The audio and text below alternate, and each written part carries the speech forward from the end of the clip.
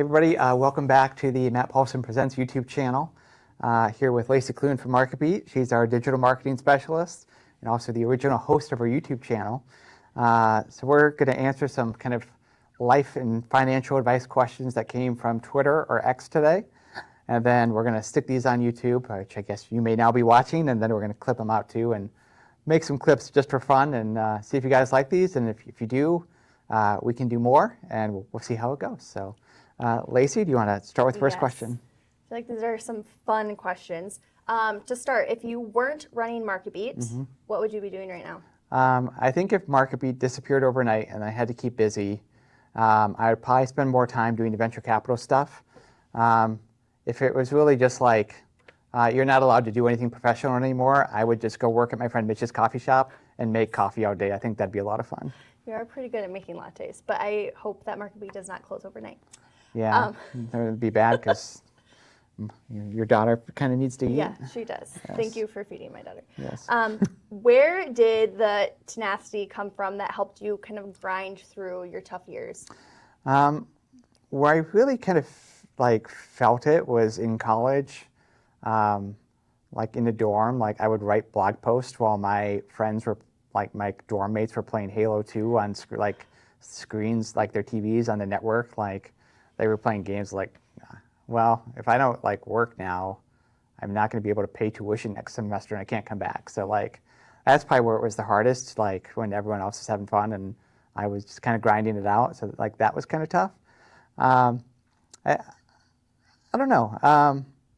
Beyond that, it hasn't been that difficult over the years.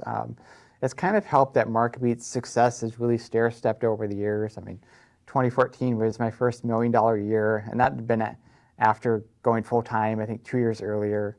And I just kind of scaled up over the years. 2021, we hit maybe it was 2020, we hit 10 million, and now we'll do 60 or 70 million in revenue. So just kind of seeing the small wins throughout the years really encourages me to keep going and doing a little bit more and better every year. And that's really the aim. At this point, we don't have any massive goals. It's just to do a little bit better every year, and we'll see what we can do.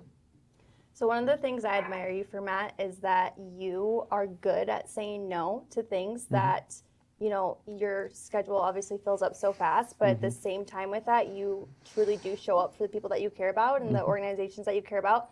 With that, how are you avoiding burnout? Being invited to all the things, being a part of all the things? Yeah, it's a delicate balance because as a business leader here in Sioux Falls, you get invited to many events, either for the Chamber or United Way or any number of organizations, and frankly, they're all good things. The problem is if you do all of them, that's all you do all day, every day. So you really have to pick and choose the things that you're going to go to and not go to. I got invited to a breakfast that's a week from Tuesday, but that's going to be my first day back in the office after being gone for a week in Vegas going to a conference. So I just thought normally I'd go to that, but I think I'm going to skip it this time because I'm going to need to be in the office after being gone for 7 or 8 days. Beyond that, I think ahead of time, if you can decide what you're going to say yes to in advance and what categories of things you're going to say no to in advance, that's really helpful. I'll often get asked to invest in things, and I get 110 K1 forms in my taxes every year, and it's just that's too darn many. So when private business hits me up to invest in, it's yeah, I'm kind of done doing that. I'm sick of collecting these K1 forms, and I don't need another one. So if you've already decided ahead of time you're not going to do something, it's much easier to say no as a category of yeah, I don't invest in this type of thing, or I don't do events before 8 a.m. because I take my kid to school, or I'm not going to do a business meeting on a Saturday because I just don't do that. And you kind of decide what your ground rules are ahead of time. It's a lot easier to say no to things. So saying no, but what is worth saying yes to, automatic yes for you? Yeah, I think it's, you kind of want to pick and choose your priorities. Obviously MarketBeat's my main priority, but I also have a venture capital fund and some real estate stuff here in Sioux Falls. And then some community stuff, I'm on the executive committee for the Chamber of Commerce. And I really think the things that are worth saying yes to are, more and more, it's like, what are the things that only Matt could do really well? And I try to focus on those things. Like, if it's like a speaking opportunity where like I'm being asked to like provide insight or even like coach an individual entrepreneur, I'm much more likely to say yes to that, because like entrepreneurship's kind of at my core, and like I like teaching people and helping people. But if it's like, do you want to go to this event where you're going to be sitting at a table with other people, listening to a speaker on stage, like I'm just less likely to want to do that, because I got plenty of content to consume. Like, listen to 30 podcasts a week. Like, I don't need to go somewhere to listen to content. Like, there's plenty of it out there. But if there are opportunities where I can kind of provide unique value to the world, much more likely to say yes to that. I will say too, like, when you think about, I'm sure everyone has different experiences with their bosses, but like, truly, Matt, you are in the office all the time. I feel like people will ask me like, oh, like, what's Matt up to? And like, you are not someone that just comes in at 10 o'clock, leaves at 3. Like, you're genuinely always in the office, always connecting with your employees. I really appreciate that, that you're available for us. Thank you. And you're also, I just love to, like, I feel like the only time that you're like, oh, I'm going to leave the office early, it's like, my daughter wants me home, and my daughter wants to go on a walk, and like, I just love that you're such a family-oriented person, and something to look up to. Well, thank you. Appreciate that. So let's get some more advice from you. Okay. What would you say is your best piece of financial advice? Don't run out of money in business and in life. Like, that is the main thing, is to not run out of money. When I was like in my early 20s, like, I was a big Dave Ramsey person, and like, I thought, okay, like, I did not have almost did not go back to school because I didn't have money to pay tuition. So I had to work like all the hours just to like pay my tuition bill, and then that like got me into my fall semester of my sophomore year, and it's like, okay, I got to go make another $2,000 or $3,000, whatever the number was, and like then I'll get another semester. And like like sometimes you just have to like go take whatever job is available to you and go do the work. And my freshman year of college, that was McDonald's. So like, I didn't want to work at McDonald's. I mean, really, who does? But like, that's the thing I had to do to pay tuition, and I did it.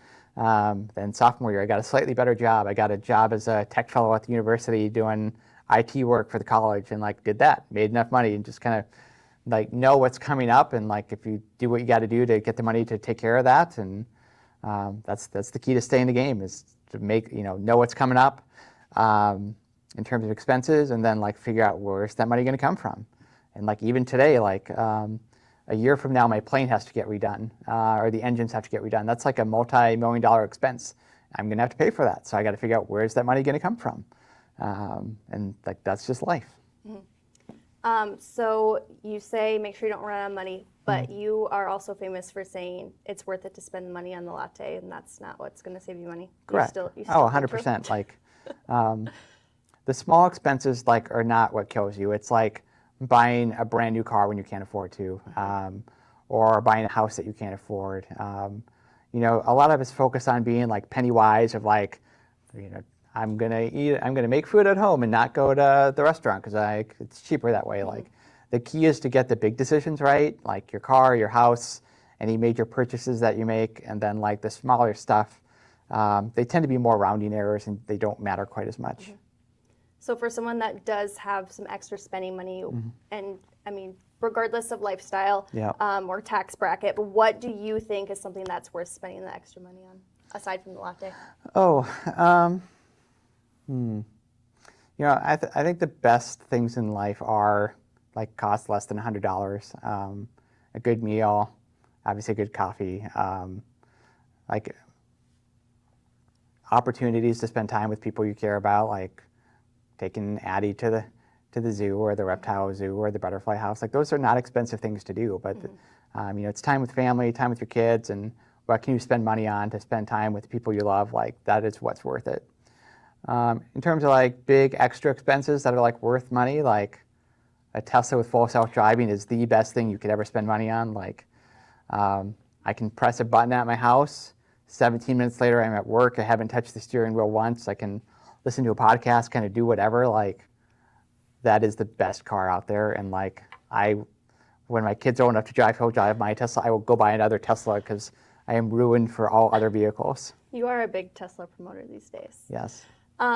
So you had talked about what your best piece of financial advice is, but what would you say is a financial habit that you think everyone should develop starting like in their 20s? Yeah, and we have a couple younger people, graduates. Lily's going to graduate next year and probably go get her first real job somewhere.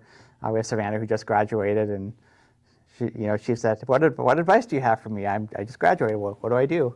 And she's like, "I have no debt, and like, what should I was like, "Well, you should probably go save up an emergency fund, and like, I know you don't have a nice car, so maybe you go save up for a new car after that." Really, the main habit is just to spend less than you make and put some money aside. And it's like personal finance is not complicated and doesn't need to be complicated. I don't know. What would you say is your best investment that you've made lately? And I guess tell us non-stock market related investment. So my investment portfolio is probably like 40% real estate, 30-ish% stocks, bonds, 15% private equity, 15% cash. So it's pretty well diversified. Have obviously bought a ton of like apartments and strip malls in Sioux Falls, and like those have been good investments for us. I think the best investments have probably been apartments. We probably have me and my partner Kevin have about 2,000 units in town, and growing. We're building more every year. And they've been great from, like, if you can build them for $150,000 a unit and they sell at $200,000 a unit, like you've made money, at least from your balance sheet perspective, overnight. And then as you get them going, people pay you rent, and you can typically get like 3 years of interest only on a loan. So like you'll be getting rent in and you're only owing interest payments, so you can take out some of your down payment like kind of at the 3-year mark and get most of your money back. And they've done really well for us. Awesome. Okay, this is a fun question. Okay. What is your favorite purchase that you've made so far this year? In 2026, okay, so here's the story. It was a $40 purchase, and it was a leopard gecko for my daughter. Yes. Named Clementine. We'll put a picture up of Clementine. But my daughter Addie had a leopard gecko in her school classroom, Mr. Peterson's classroom, and she would take pictures of the leopard gecko with her iPad every day at school. She's special needs, so she has an iPad that's kind of her speech device. So she'll take pictures of the gecko, and like after school got out, leopard gecko at home, leopard gecko at home, and we were like, no, we've got 2 dogs, we're good on pets, and that kind of settled it down for a while. She had a stuffed leopard gecko. I thought we were good. And then we made the mistake of going to the reptile zoo, and they had a leopard gecko for sale for $40.